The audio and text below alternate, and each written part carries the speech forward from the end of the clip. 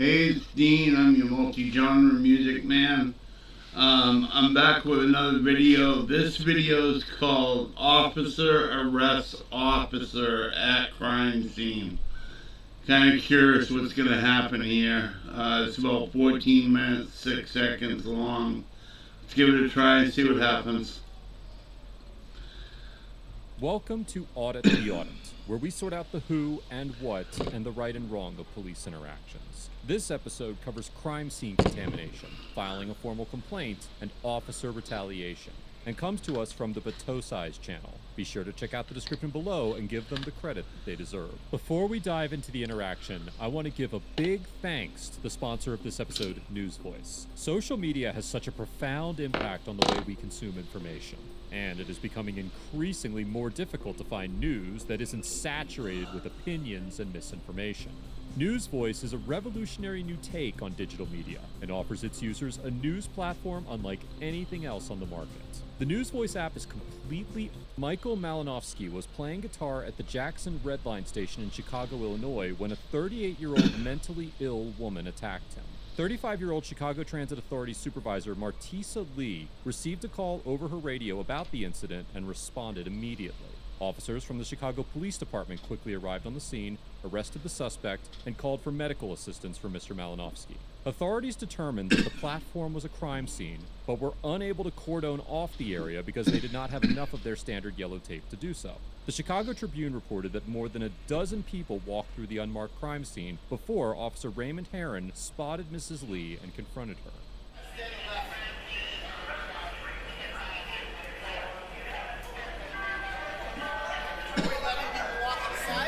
No, they gotta go on the outside. This is all a crime scene.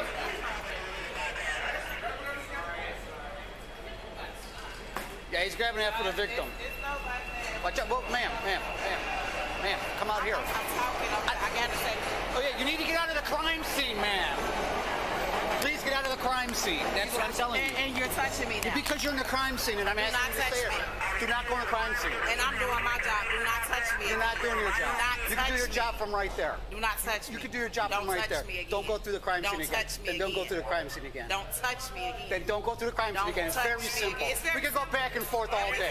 Don't touch me. Preserving the condition of a crime scene is a vital element of the investigatory process. And as noted by Assistant Director of the Criminal Justice Institute, Dr. Cheryl May, crime scene contamination usually results through the actions of the personnel at the scene. In general, the greater number of personnel at the scene, the more likely it is that the scene or evidence will be contaminated. The National Institute of Justice's Crime Scene Investigation Manual states that controlling, identifying, and removing persons at the crime scene, and limiting the number of persons who enter the crime scene and the movement of such persons is an important function of the initial responding officers in protecting the crime scene, and institutes a policy that the initial responding officers shall identify persons at the crime scene and control their movement. The manual's procedure instructs officers to control all individuals at the scene and prevent them from altering or destroying physical evidence by restricting movement while ensuring and maintaining safety at the scene, and to exclude unauthorized and non-essential personnel from the scene, including law enforcement officials not working the case. Although some people had walked through the crime, the officers were making a legitimate effort to secure the area, and Officer Herron was well within his authority to control the movement of anyone walking through the scene who was not directly investigating the crime that had taken place. Approximately 7 minutes after Officer Herron removed Mrs. Lee from the crime scene, Sergeant William Spiker arrives, and Mrs. Lee confronts him about Officer Herron's conduct. Your officers, but we can deal with this first and then we'll talk about that later. What's that? He grabbed me. Why? I Were you in the crime scene or something? I'm walking, talking, and they was telling me to assess the situation. He grabbed me and pushed me over. Maybe you were in the crime scene. I'm not sure. Standing right there, I'm not by the They blood, wouldn't and I'm grab walking you over just for talking. no reason, though. He grabbed me and pushed me. Clearly, it could be seen too. Okay. Him right there. Do you want me to ask him why? I want something to be done. Well, if he tells me that you are obstructing the crime scene, we're going to arrest you. You're not going to arrest me Yes, for we doing are. my job. This is my job. We're not going to...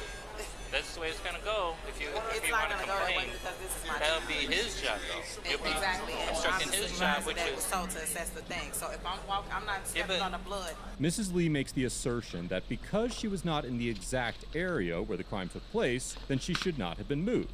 However, the scope of a crime scene is not limited to the immediate area of which the crime took place. The NIJ's Crime Scene Investigation Manual states that boundaries are established beyond the initial scope of the crime scene, with the understanding that the boundaries can be reduced in size if necessary, but cannot be as easily expanded. The manual's policy states that the initial responding officers at the scene shall conduct an initial assessment of the extent of the crime scene, and then establish and control its boundaries. Whether or not Mrs. Lee was near any of the vital elements of the crime scene is irrelevant. The officers are within their authority to establish and control any areas they deem relevant to the investigation. Now you're That's not- playing apples and oranges. This I'm not. is our crime Apples and scene. oranges is not to be pushed. Okay, I'm going to ask him. You can ask him Are you the whatever. supervisor? Yes, I am. Is it worth it to you that serious for this? Yes, because he pushed me. If I Did he push push you would I out of get- the crime scene? Yes, almost to the blue tactile. They pushed me too because I didn't know I was in the middle That's of it. your guy. I don't let no man allow me. I don't care if He didn't push you yes, down. He it moved doesn't you. matter, but he pushed He me. touched you. Exactly. So what's You're not the problem? supposed to touch me. What Yes, do you he can mean? touch you. Can I touch you and grab you the way he grabbed We me? can touch you to move you out Can of a I crime touch you scene. and grab you the way he grabbed me? Ma'am, we can touch you to move you out of a crime scene. So I can touch you and move you No, out of you the crowd. can't touch me. We This can is my touch job you. Too. Okay, I can touch This you is too. not your job. This is our job. Officers of the Chicago Transit Authority have no investigatory powers in regards to violations of state laws. As a CTA supervisor, Mrs. Lee's primary function at the crime scene was to oversee stops in the loop. You know, he might have been kind of like abrupt about pushing her out of the way, but her attitude is what's making it worse.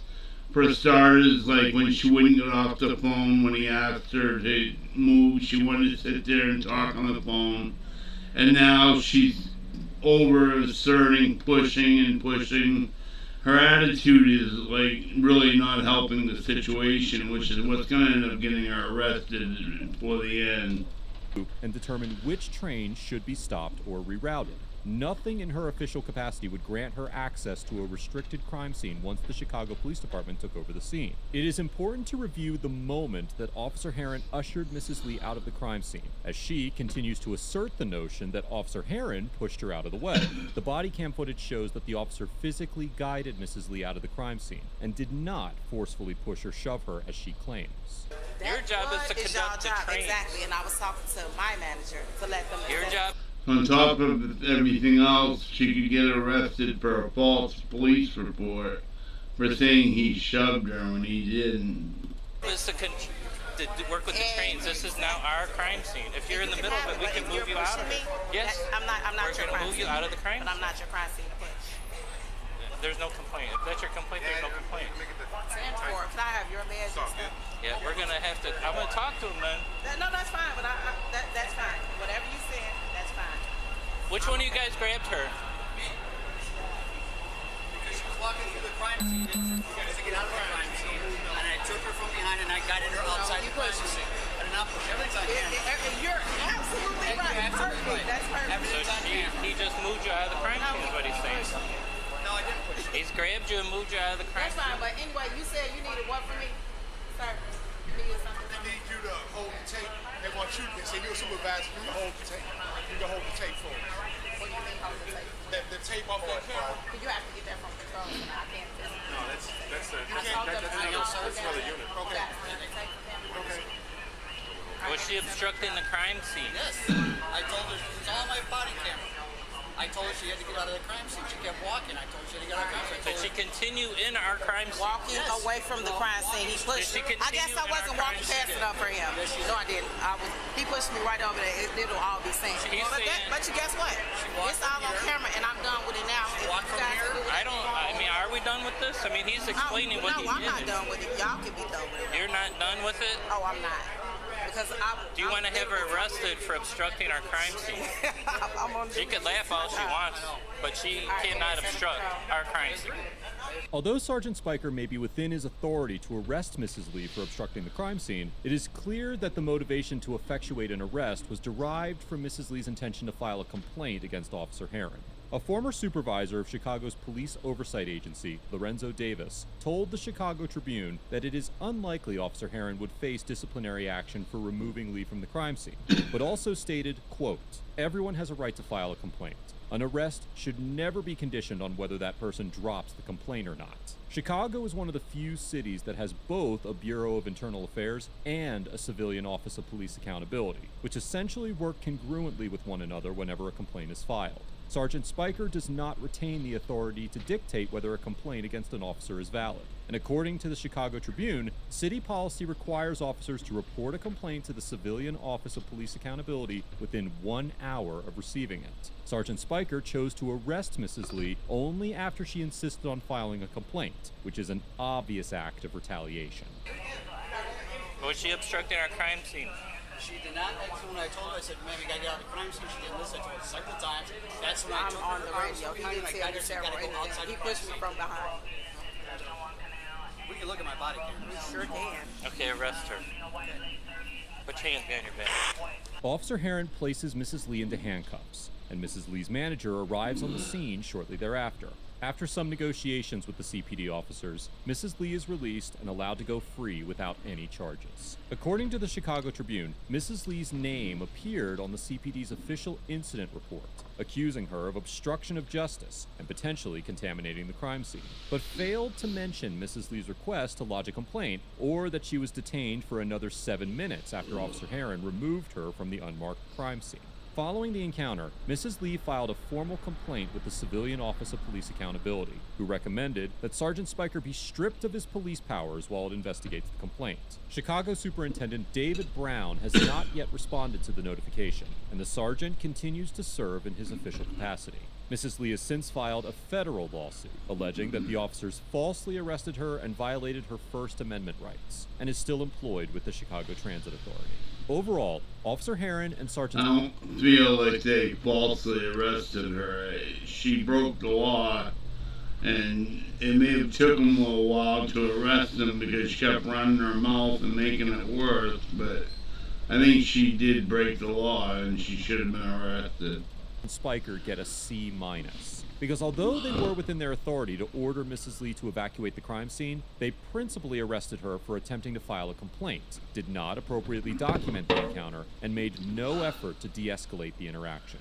As mentioned earlier, Officer Herron did nothing wrong by removing Mrs. Lee from the crime scene. However, every complaint against an officer should be taken seriously, and Sergeant Spiker's dismissal of Mrs. Lee's claims and reluctance to include her complaint in any official reports indicate that her arrest was an act of retaliation. Instead of assuming Mrs. Lee was wrong and ignoring her complaint, he could have simply taken her complaint, directed her to the proper resources for filing a complaint, and allowed the Bureau of Internal Affairs and the Civilian Office of Police Accountability to assess the validity of Mrs. Lee's claims. It is difficult to justify any of the CPD officers' actions beyond removing Mrs. Lee from the scene, and it will be interesting to see how the department handles the complaints and the ensuing lawsuit. Mrs. Lee also gets a C-, because although she may have been detained in retaliation, she initially refused to leave the crime scene, made false claims about Officer Herron pushing her, and escalated the encounter by being hostile and confrontational. Much of Mrs. Lee's conduct was driven by her damaged ego from being forced to leave the crime scene, and she would have been better off filing her complaint with the proper authorities rather than seeking immediate reprimand of Officer Herron. I have no doubt that Mrs. Lee's detainment was unjust. However, her actions alone caused the initial dispute, and she was extremely antagonistic about being lawfully removed from the crime scene. All that said, Mrs. Lee should never have been faced with the choice of filing a complaint or being arrested, and there is merit to her lawsuit against the officers. In this interaction, both parties were right in some ways and wrong in some ways, and justice for one party does not necessarily equate to justice for the other. Let us know if there is an interaction or legal topic you would like us to discuss in the comments below. Thank you for watching, and don't forget to like and subscribe for more police interaction content. So what do you guys think? I think she was in the wrong and definitely should have stayed out of this area. And when she was asked to leave, she should have left. I think the arrest would have been legitimate, but I'd like to know what you guys think. Write in the comments below what you think, and I'll get back to each and every one of you that answer me. This is Dean saying have a nice night, and I'll talk to you next time.